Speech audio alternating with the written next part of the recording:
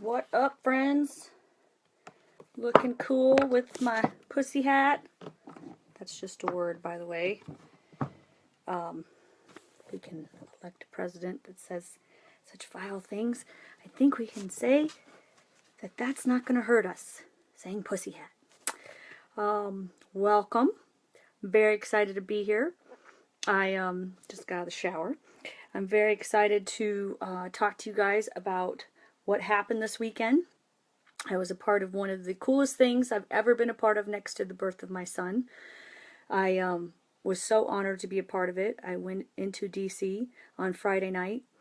It was amazing. Quickly I learned getting there on Friday, the protest was on Saturday, that there was so many people going into DC, and I would see these women and they would flash their hats and we'd blow kisses. And even then, on Friday night, you could feel this incredible energy going into DC. I got there, stayed, I can't even believe I found a hotel. I booked it a long time ago. And it was just, the energy was amazing. It was amazing. So I woke up early the next day, and all these people, we were in Arlington, Virginia, so we were not even in downtown DC. And I found out, take the bus to the metro, get on there. And when I got to the metro, there was already hundreds of people, like hundreds of people at this one station. This was Rosslyn Center. And I was like, well, how are we going to get on here? And then when the first the subway pulled up, you saw it was packed as sardines. Like there was a gazillion people on there. And a lot of people were carrying signs. Almost everybody was carrying a sign. I had my sign, and I had my pink sweatshirt on and my hat, and I had everything in the front pockets because, obviously I wasn't going to carry a bag. And from my Army career, I knew, make sure you have everything. I had a special place for all my ID. I had really good shoes. I had really warm and extra socks. I was ready. And so getting on that first subway was really hard. I mean, there was it was really hard to push onto it, but you already found out as you were going in that people were accommodating. Like they were so happy to be there, and they were so energetic about what was about to happen that there was no place to sit, and there was barely a place to stand, and there was children everywhere. And so, like I said before, it was like the matriarch had descended upon DC, and it was all about fiercely protecting our democracy and whatever it took to make this happen. And so we all sucked in a little more and shared more space. And I mean, I'll start weeping now because I'm like, this is working, and for a little second you're like, okay, it's really hot in this subway and there's a ton of people and I'm a trauma nurse, and what if somebody freaks out right now? And I'd only go there for a second because I'm like, no, we've got this. We have got this. I felt this incredible electricity that was just surging from these people, like we were going to this amazing thing. And so we stopped at many stops, and I knew it was going to be Independence and 3rd. And I was watching, and this baby was there, and he was laughing, and I was like, oh my gosh, most babies would be crying right now because it was so packed. And the mom was like, I decided to bring him because this is history, and, he's only 3 years old, but, I'm so pumped. And we had debated on whether bringing our child too, and there was a lot of reasons we didn't. But it's everybody's has their own personal decisions based on what works for their family. And I knew, that I would be representing my family. And so, and there's all these signs in your face too. Like everybody has a sign. And I never felt threatened. I never felt scared. I just felt so excited, like this electricity. So I knew, I was trying to get as close to 3rd as I could. But I was like, okay, there's a lot of people, and people were still trying to get on. So you're like, all right, I can walk. I'm obviously able-bodied, and there was a lot of disabled people. There was a lot of wheelchairs. So I'm like, whatever I can do to accommodate, I can walk from here. I get off on 12th Street, and it was bam! There are hundreds of thousands of people, hundreds of thousands. And everybody's smiling, and it's like this perfect 50-degree day, and there's not, any clouds in sight, and there's no snow, and you're like, and I come out, and there's Michael Moore on the big marquee, and he's pumped up, and people are cheering, and I'm like, oh, I'm gonna be a part of history. And you know, people are like, you know, welcome, welcome. And they're like getting out of the way for you to come through. And there's women everywhere. There's pink hats everywhere. There's men everywhere. There's children everywhere. And there was such creative signs. You know, I had put this Army veteran is for freedom or for equality for all. And I made this beautiful collage and I got so many people. Thank you for your service. Oh my gosh, it's a beautiful collage. And there was all kinds of signs. I mean, just anything from, you know, this is a democracy, free Melania, you know, take your hands off our Planned Parenthood, you know, equality for all kinds of fun. I mean, you can see him online. And so Michael Moore, he's going, and you know, Michael, he's a talker. And so he keeps talking and talking. All of a sudden, Ashley Judd walks like a boss. And she's like, hi, Michael. And then she, with the most, I'm a storyteller and I'm trying to get into poetry. I don't pretend I'm a poet. I'm definitely a writer. I know I am a good writer. I know I write all the time. I've written a beautiful memoir. I've written some quality poetry, my stories, but this, and she says at the front, this is Nina, I can't remember her last name, it was a Puerto Rican who wrote this 19 years old. And Ashley just goes to town with this poem. And the delivery, because I go to a lot of poetry slams, I go to a lot of story slams, I mean, impeccable delivery. It was, and, you know, she's being slammed for it, and she's being, you know, how dare she, and it's pathetic, and it's disgusting, and, you know, I'm going to lead into that really quick. It's free speech. It is free speech in America, and if you don't like it, don't listen to it. Turn it off. You know, some people like rap, some people like country, some people like this kind of poetry, some people don't. You don't have to listen to her, but I'm telling you, she, at the end when she was like, hell yeah, you could hear, and she said, independence in the back, and it was this incredible energy. There's grandmas, there's people in wheelchairs, there's, you know, the young, the old, I mean, and everybody was just so happy to be an active part of our democracy. And the First Amendment, which is the first right of our Constitution, that we have the freedom to assemble, to organize, and to protest. And that's the power of a protest. If you've never been to any kind of protest, I cannot recommend it enough. I cannot, you know, you're like, what's the purpose of standing here? The purpose of standing there is the solidarity to show that you matter, that every single one of those voices matter, that every single one of those people matter, and that when you come together for a common purpose, there's so many numbers, but I know there's over 500,000 people in DC. I know there's over 750,000 in LA. I know, you know, Paris, Antarctica, Nova Scotia. I mean, what took place on Saturday was by far, like next to the childbirth of my son, the coolest thing that I have ever been a part of. And I, unfortunately, as the Army girl, had only brought one granola bar. And I thought I had a big breakfast, but all of a sudden I'm sitting there thinking, okay, hang on. You know, we're probably going to be sitting here for a while before we start marching. And there's a sea of people. And I had eaten, I had brought my water, I had all that stuff, but I'm like, all right, what? So I'm always planning.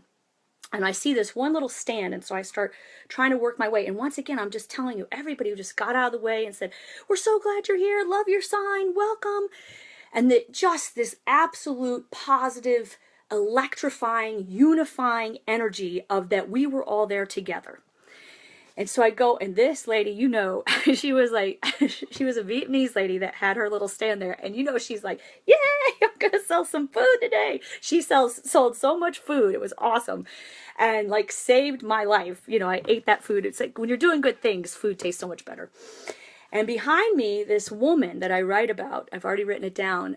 She's an African-American woman, very overweight, gorgeous, beautiful dreads. And she was like, hi, sweetheart, how are you? And I said, I'm good, how are you? And we got to talking, and she was from Texas, and I was from Texas. And I noticed quickly that her feet were so swollen. And she had her little walker. This is going to get me right here. And we started talking about it, and she was like, this is so important. Today is so important. You know, they can't come in and just take everything away. They can't just stop, you know, this democracy of how we want to make things work for everyone. And we talked about, and she was so wise about the power of the government. And, we get so many people, oh, why are you making the government do everything for you? That's not what the government does. That's not what progressives want from the government. Progressives want for the government to allocate the resources that we have to give to make a functioning government, to make infrastructure, to make affordable health care, to make living wages, to make sure that, our water is not full of absolute pollutants, to make sure that pipelines just don't go wherever they want, whenever they want, because they have the most money and they have the most power. That's why you have to be actively engaged in your government. Nobody wants government to do everything for you. I mean, that's what this fear mongering and, oh my God, you guys, just live your own life and do your own thing and stop waiting for the government to hand you an Obama phone and all of those, they're lies. They're lies. And I will spend the rest of my life debunking those lies. Welfare counts for such a small percentage of our budget. The budget they refused to even act on for the last 8 years, and all the obstruction they did and putting everything at a standstill. And one man did all he could, and now that man is gone. He's gone, and the Fuhrer is here. And if you don't believe me that he is a Fuhrer, watch what he did today alone. Watch all the banning of free speech and the stopping of all of the social media and the locking down on all of these things. And that's one of the first steps of tyranny, is blocking anything of communication coming in and out. And you had the Badlands, social media fighting back and people saying, no, this is the United States of America. You don't have to agree with what's coming out of that tweet or what's coming out of that social media. And like I said, Donald Trump has the right to tweet. He can tweet all day. He's the president of the United States, but technically he's got free speech. I think it's a horrible way to communicate with the masses. And it's one sign of fascism to me to, eliminate any type of press that's going to hold you accountable. But technically the man can tweet. Commander-in-Chief, tweeting, whatever. He got up there at the inauguration. Y'all want me to tweet? But, so I'm talking to this African-American woman, and she's just trying to relay, and we talked about eugenics before, and we talked about this survival of the fittest, and we talked about these, you have to have the best genes, and you have to, like with Paul Ryan and the risk pool, and why would well people have to pay for sick people, and I'm sorry that this is the facts. I'm sorry that these are the way things are, but Texas has eliminated so much Medicaid. They've eliminated funding for disabilities. They never expanded, never took affordable health care, Obamacare. And this sweet woman is sitting there telling me that she had to leave. She had to leave Texas because she was dying in Texas. And I have personal accounting stories of how I went to ER to ER to ER. Not only did I work there, not only did I see it firsthand, but with my own loved ones, no care. No care. If you are not at the top of your game, and I write so much about this, healthcare is not a privilege. It is a right. When you are sick and your body, for whatever reason, whether EPA is not regulating things properly and people have lead in the water, or Monsanto's not doing GMOs, and you have poison in your food, or whatever reason causes cancer, then we say, oh, sorry guys, you don't make enough money to have healthcare. You can't privatize healthcare. And that's what they're doing down in Texas. And so this woman left, and she was bawling her eyes out. She's like, I'm dying. And she went up to Chicago, and she found, a good clinic, a community aid clinic, and she was finally on her, her Lasix, and she was getting control of her swelling and her diabetes, and she was trying to get control of her congestive heart failure. And she was like, I'm encouraged. And she's like, and now they're going to gut this affordable health care. They're going to stop it. And she was weeping. She's like, this is my life. What is more precious than life? What is more precious than wellness? What is more precious than prevention of disease? And this is why I'm so passionate, because people are hurting. They need to have people who care. And like Cory Booker said, why in the hell are we making it harder for people? Why aren't we coming together and trying to find comprehensive solutions and ways to say, all right, this is a progressive agenda and this is a progressive path that we're going to help, not give everything to people, but, afford the way to get a living wage and keep up with inflation and things that we've talked about before. I mean, this is not this hard. We're making it so much harder because of power and because of people's greed. That's what this comes down to. People want to be in power, and they're greedy.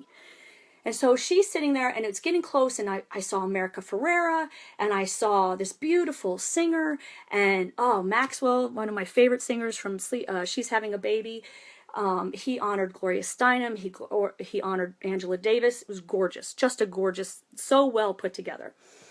And then they start saying, okay, it's time to start marching. We're going to let you guys down there start marching, and we're going to keep going because obviously we have to go in echelons because there was so many people. And her daughter comes around. She's like, are you ready, Mama? And she's like, I'm ready. And I said, sweetheart, I said, ma'am, can I help you in any way? And I write about this. She said, sweetheart, this is for freedom. And she goes, these old legs are going to work, and I'm going to make these feet move. And she cumbrously got up. And she started pushing. All these people were letting her go through. And it was the most beautiful thing I've witnessed. And she had such pride because she was marching for rights, for human decency. That's the power of the protest. She has every right to do that. And you guys are going to mock what we're wearing on our heads? Nobody paid for these things. I don't even know anybody who paid for this hat. I met a beautiful woman we met in Pittsfield. She had sewn this. You know, this was a movement of all these women coming together, like some old ancient ritual of these beautiful power of women coming together and women working together and women rising together and saying, you know, there's too much toxic testosterone right now. This life is not about how much money you can make and how much power you can attain and how much, you know, you can just put people under your thumb and suppress them and tell them you're going to do it my way or the highway. You cannot take away people's freedoms. It's disgusting what's happening right now. It is disgusting. And so we marched. And as we marched, I said like that to her. And she like that to me. And then I'm telling you, I marched for the next 6 hours straight. And what I saw on that day was, I didn't go to Woodstock. Obviously wasn't born till 72. But I just saw people. People. Black, white, Asian, old, young, girls, boys, veterans. I had so many veterans come to me. We're for equality too. We are for freedom too. And I saw these nasty memes about, you know, real women march in the military. I marched in the military. I marched for my country. There were real Americans there that day. They were marching for freedom, and you can mock them all you want. But did you get out of your bed? Did you get out of your comfy couch? Did you go march for your country? How dare you mock these people? And you can. Go ahead and mock them. You have every right to do that. But it's very, very sick to me that anybody would mock that kind of beauty. That kind of sea of nonviolence and peaceful protesting and energy of all these people, and they were singing, and all of a sudden this little 7-year-old, she comes with her sweet sister and she's like, what do you want? Democracy. When do we want it now? And her mommy was like, she's on fire. She is just on fire. And she was leading, and her grandmother was behind her, and her grandmother was beaming, and she was so proud of her. And it was just goodness. That whole day was goodness. And, you know, 6 hours, I started feeling the blisters. I started feeling the fatigue. I'm not as in shape as I was when I was 18 and 22 and a badass military officer. But I was so infectious. It was so contagious. It was so beautiful to just see all these people. And you come upon the White House, and there was nobody, you know, saying burn it down, and there was none of that. There was nothing toxic about that day. There was nothing. It was simply, we are here, listen to us, rule from a democratic platform, rule from a progressive agenda, make sure that all of the people in this country are listened to and heard, and do not make this about power and privatization and money and all these things that he's coming in the name of. That's what he is coming in the name of. Winning and accumulating and building walls and banning people and all. And there was none of that day. There was just beauty. Beauty and solidarity and peace. The peace was palpable. You could feel it. You could feel all these people, you know, these mothers were so proud that they had their children there, and they were showing their children from the Washington Monument. And I look up, and there's this fog around the Washington Monument, and all these people are around the Washington Monument, and they're just, I mean, they felt their democracy running through their veins. You could tell, like, from their faces, how proud they were to be that day, how proud they were to be there, and how proud they were to march. And people can mock it, People can lie about it. People can degrade it. People can try to put whatever spin on it. But I was there. I was there. I felt it. I went for 6 hours, and all of a sudden I started thinking, oh my God, I gotta find some place to eat, because my Vietnamese food had way worn off. And there's lines out of every restaurant, all these beautiful pink hats. And I go in one, and they're like 2 hour wait, 3 hour wait. And I have no car. If you try to go to any metro, it's a 3 hour wait. And I start thinking, so I'm looking for a vending machine. I'm looking for anything. I still have my water, because obviously, I'm a smart army girl and had brought all that stuff. And finally, I see this one place, and I'm like, okay, I'm going to try to go in there. And I kind of, like, this whole group, a gaggle of girls walked out, and I kind of slipped in, and there was one place at the bar. And I go in, and it took forever. These bartenders were in the weeds, and I had a glass of wine. And I look over, and it was one of those places that they make their food and you have to wait. There's no waitresses. And these ladies come over, and they've got like pizzas, and I said, how long did you have to wait for those pizzas? They're like, oh, sweetheart, you have to wait an hour. And I was like, oh my gosh, I'm so hungry. But anyway, so then I look up, and CNN's on, and there's Spicer on his press conference, not taking any questions, just punishing the press for lying about crowd size at the inauguration, because that's what's important. And I'm like, whatever with that. I'm not even thinking about that toxicity today. We marched for all these beautiful things. And so finally I'm sitting there, and I'm like, okay, if I give up my seat, I'm going to lose my seat. I had bought some peanuts, so I'm like mowing down on my peanuts. And then she looks over, and she's like, sweetie, she's like, I can't eat all this pizza. And I was like, I'm not going to deny it. And so she gives me 2 pieces of pizza. I sat there, I drank my 1 glass of wine, ate my 2 pieces of pizza, and I was happy as a clam. And just met those ladies. They were from Virginia. They had sewn their own hats. Nobody went selling these hats for profit. It's so silly what people do when they don't understand. And anyway, then I went out and had, just a wonderful experience. Tried to find a metro station. No taxis. There was no taxis whatsoever in DC. It was hundreds of thousands of people. So I finally get to one of the metro stations, 2 hour wait, another metro station. And by this time, I've been walking for 6 hours straight. Well, without, the little time to eat my pizza. And so then once again, it was like, okay, whatever it takes to get back on this subway and help everybody get home. And so we all got on the subway, and we all made room, and we all were beaming, and we were all exhausted, and we were all just talking about how beautiful the moment was, and how much we had learned about, the power of a peaceful protest, and, the power of coming together, and the power of the First Amendment. And it was so much power. There was so much beauty. And, we were a part of something which is truly the greater good, which is truly the mass effect, which is truly, what the power of one person and one person and one person can do when they come together. And everybody knew after that not only were forever changed, but there was so much action that was, these are the websites you can go to. These are the groups that you can go to. These are the, the real things. Hi, Lynn. That we can, take this protest and put it into action. And so then I came back to my group that we're almost at 250 strong now. I mean, people from all over the country coming together. I mean, fabulous women, and men. There's a ton of men also, and all religions, all sexual orientations. It's free. It's a free group. It's just a beautiful group. And I told them what it was about. And, so many of us had marched in other places. People had marched in Atlanta. People had marched in Austin. People had marched in LA. And it was truly... I wrote down everything right away because words are my life, and I was speechless for a little bit after that because I had to absorb all of that energy. I had to absorb all of those things. And like I told my husband, so my phone is so old and it's breaking down and all these things. So I wasn't able to get pictures. So finally I'm like, and none of the internet was working. I mean, there was so many people, it was jammed.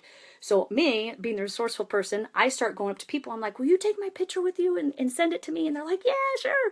And so that was a way to meet people. And that's when I talked to the Mexican Americans. And that's when I talked to the Muslim Americans. And that's when and both the Mexican American and the Muslim American had their grandmother with them. And they had just become citizens and they were working. And these women were just so beautiful. And they had made their own little signs. And, this is our country too. And it was stunning. It was a stunning, spectacular, wonderful, beautiful day. And, all the talks about trash everywhere, it's not true. Just not true. I mean, there might have been a little bit at the mall because we were all sitting there, you know, and we couldn't move very much, but I walked every square inch practically of that city, and it was gorgeous. So don't believe the hype. Don't believe the cynicism.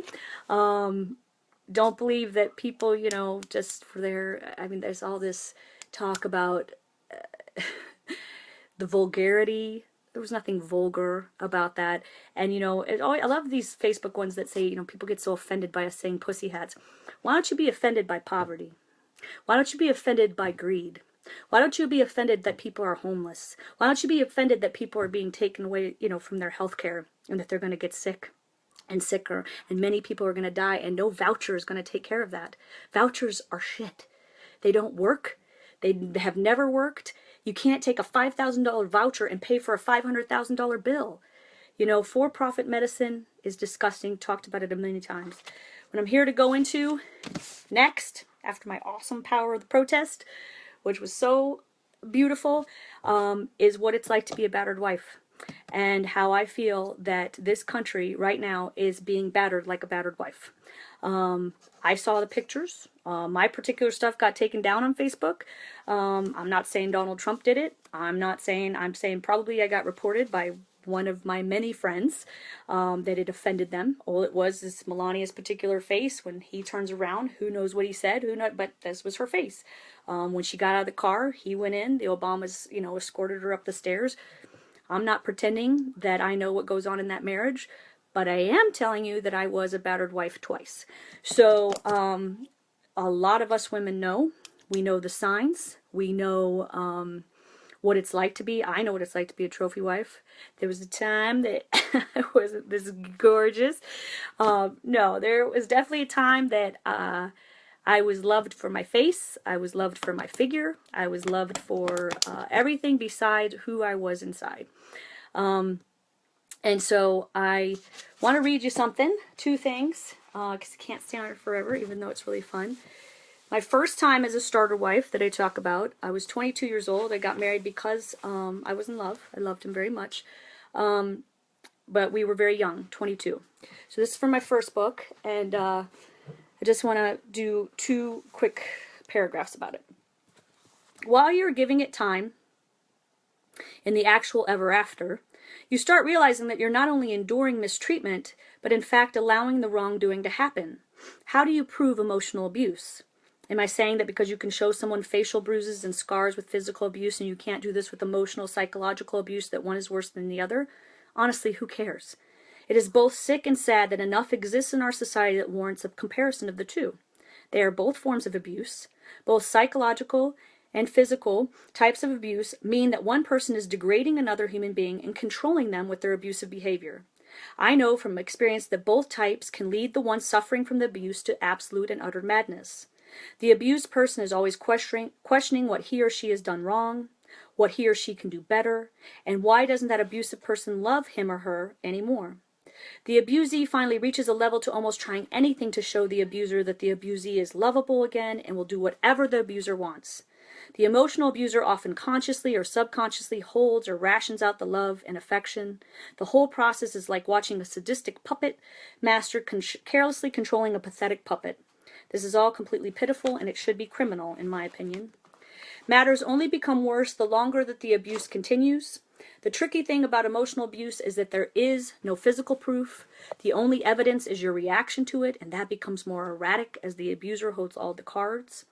OBC, this was Officer Basic Course when this started, was an absolute nightmare for our relationship.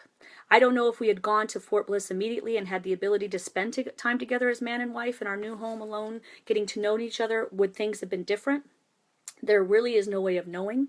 OBC was a terrible place for newlyweds. Many ways existed for him to slip away, and excuses were constantly made for why he had to go. I was left baffled and bumbling. I was continually trying to invite him to stay in the hotel. We were living in a hotel for the 3 months of OBC, and try to talk it out. I was desperately trying to find out how he felt. He didn't want to talk about feelings when there was beach volleyball outside with all of those young, beautiful officers. How was I possibly going to compete with tequila body shots and tanned bodies? I wouldn't have wanted to stay with my crying, crumbling ass either. I was only 22 years old, though. I had absolutely no idea how to handle my miserable reality. I had been subconsciously listening to a bunch of cartoon princesses whistling, wishing, and wanting nothing but a damn prince for entirely too long. So that was my first time, and it got worse. It got way worse. I actually, sorry, lived with him and his dad, and there's a lot more in that book that I go through that got very intense. So I know what it's like. I know what it's like that eventually you start second guessing everything, and you start trying to play exactly the way they want you to, and you lose completely who you are as a person, and you're analyzing every action and analyzing every smile, and you're analyzing, am I getting on his nerves, or am I doing this? It's madness. It's madness. And so that was the first one. And then the second one was even more masterful, an abuser. So this is from my next book. Jude would simply shrug. Well, let me start with here. He was a plastic surgery resident. I too felt the pull of plastic surgery while we were immersed more and more in his program. This is when we were in California doing his fellowship. I was still working out neurotically. I had exercise bulimia very bad to stay pretty, and my sister Jordan, who visited me one week, said it all with her first look. She hadn't seen me in about 6 months when she said, "Jenna, how much do you weigh now? You look sick, sister." I thought that Jude would be so proud that even my size 0 pants were becoming harder to keep up on my shrinking waistline. I told you that emotional abuse is very scary. Like I asked Jude in his office, though, when would it all stop? Indeed, as I thought I was finally becoming pretty enough for him, and I was trying my best to be perfect enough for him to love me, I found out one day that nothing I could do would ever be good enough for him. One evening, after we had both wearily returned from work, we were sitting in our living room. I was sitting on his lap in a chair. I was looking into the eyes of the man that I truly loved, and I was trying to find the real Jude in there. I honestly wouldn't let myself believe that he was leaving me.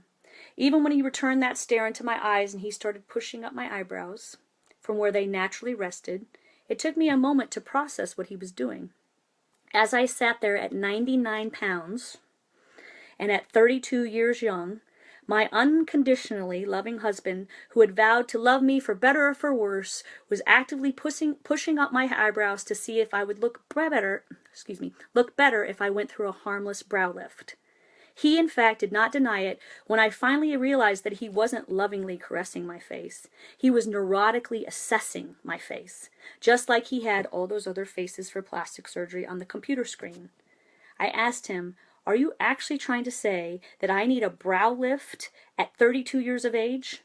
He audaciously, and with his misogyny on full display, he replied, "Well, it wouldn't hurt. I think you'd look much better if you just got a nip here, a tuck here, and a little work here." He went farther. I was 32 years old. I don't need plastic surgery. My arms that were attached to his puppet controlling strings actually lifted up my hands to my 32-year-old face and said, "Do you really think so?" I was enraged deep down inside, and I tried to get angry with him, but I quickly complied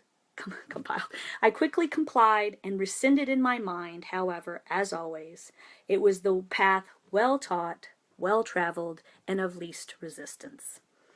So I know what it's like to be a trophy wife. I know what it's like 2 times. This is my 3rd marriage, and I am married to an absolute wonderful human being now who loves me for who I am, and I love him back for exactly who he is. We are not always at our best selves. We are definitely survivors. We have been through so much as a couple. It's just amazing. And together as true friends and companions and human beings that lift each other up, that's what true love is. So I'm not here to say what's happening in Melania's marriage, but I see a lot of signals, even how he treats his country, that should give people warning signs. So I just wanted to end this with 2 things. I'm going to do more podcasts. I'm really going to go after Prosperity Gospel next. And, I was on the Lincoln Memorial the second day. That would have been Sunday.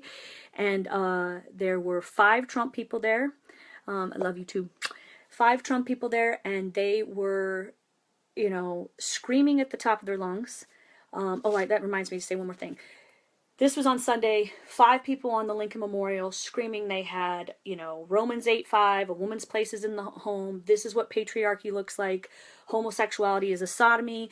It is a sin against God. Black babies matter. Abortionists are murderers, just representing Christ. And I was like, okay. And I tried to go live, but there was so much internet congestion that it just didn't work. But, and these two lesbian girls come up and they just start, and they're like, these men were screaming at them. And I'm not saying this is all Trump followers. I'm saying these are the 5 Trump followers I saw. And they would say, you know, the girls and all their pink hats would say, love Trump's hate. And they were saying, perverts, perverts. And I, you know, obviously they don't represent all of Trump followers. They don't represent all of Republicans. I do not want to say that. But that was the only thing I saw that day that was even resembling of, you know, animosity. And I'm going after that. As an ex-evangelical, I'm going to lovingly and persistently tell you how what was on those t-shirts does not represent Christ. That is not who Christ was. That is not why Christ came here. And I will spend the rest of my life standing up to prosperity gospel and how they had God, guns, and Trump all over their plastered everywhere.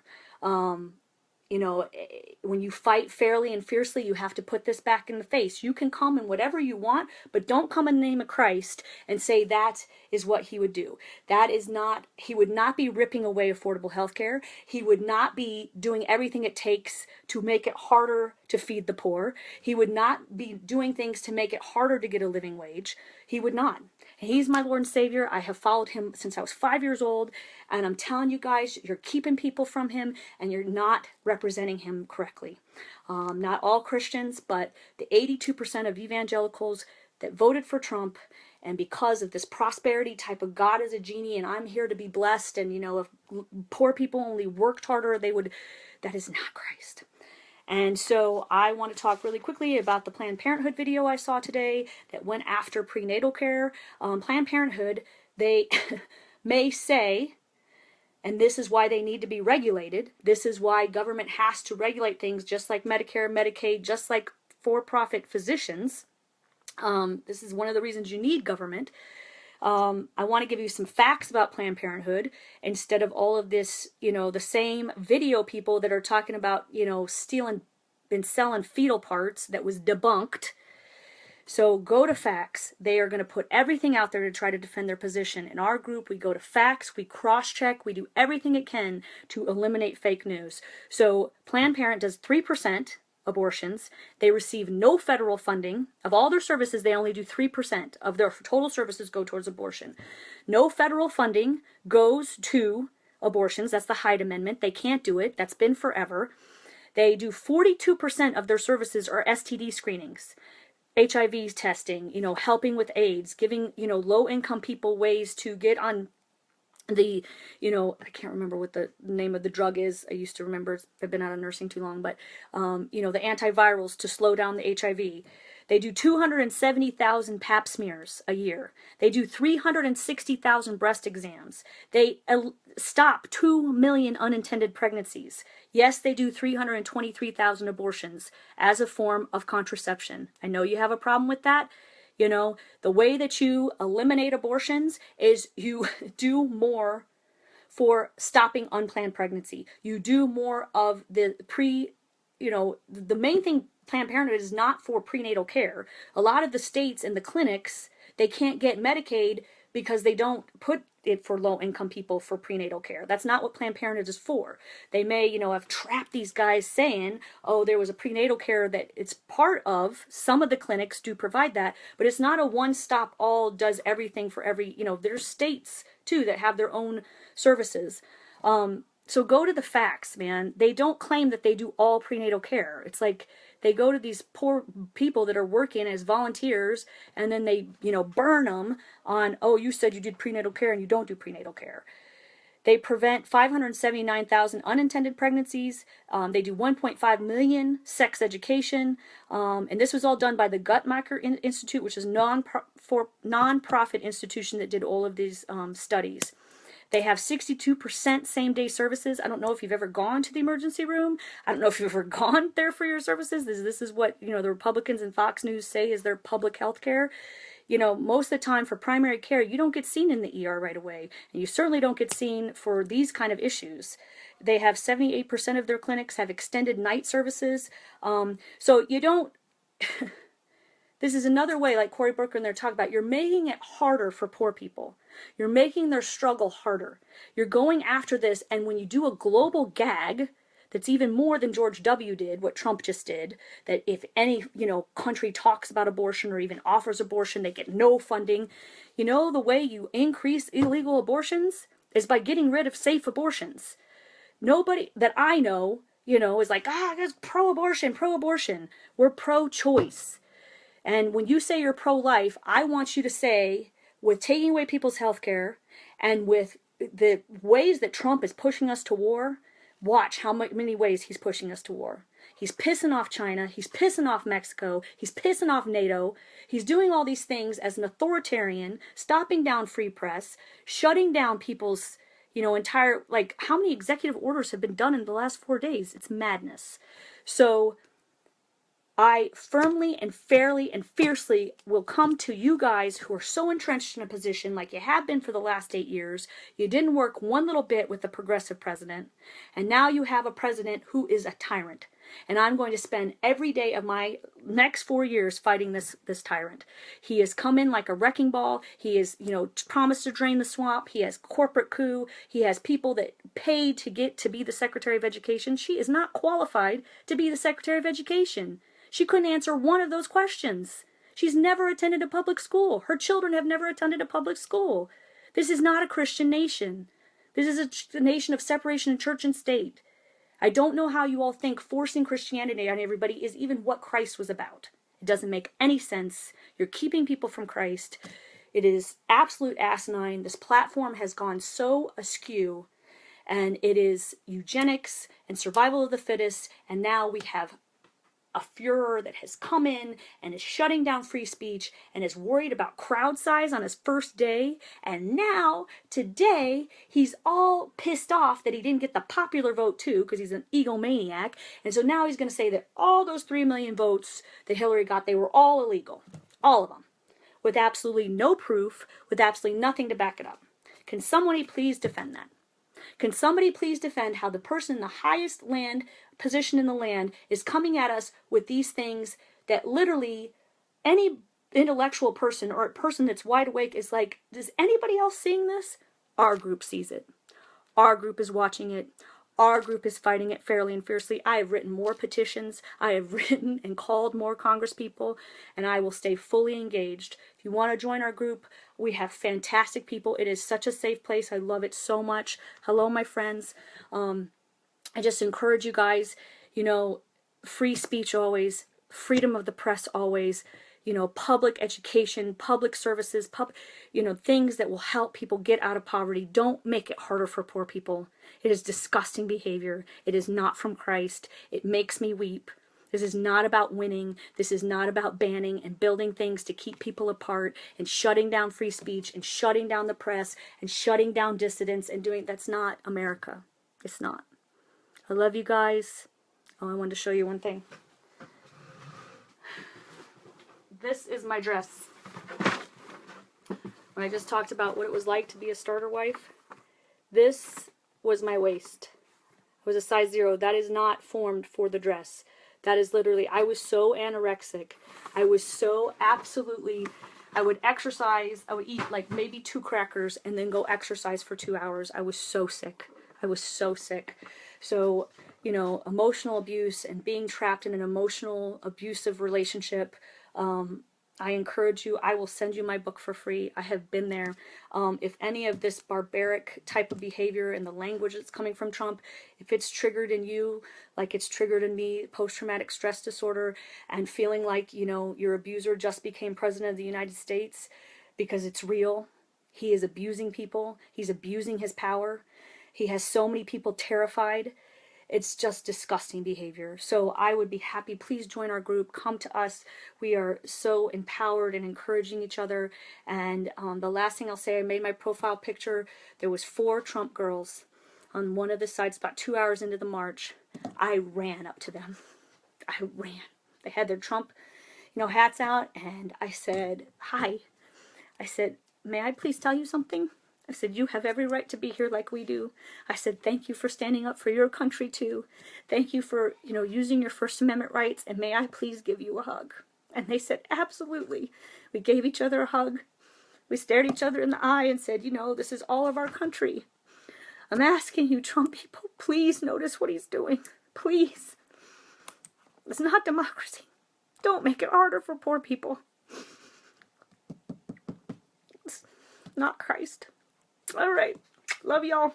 Be back soon. Thank you for listening. Thank you. Saturday was the coolest. Power of the protest. Now we take it into action.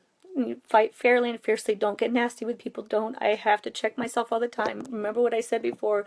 When people are afraid, and they're afraid of people being in pain, like that dear black woman who could barely walk and is so afraid of her health care, that's where my passion comes from. There's a way to make this all work if we come together. All right. Love you guys. Talk to you.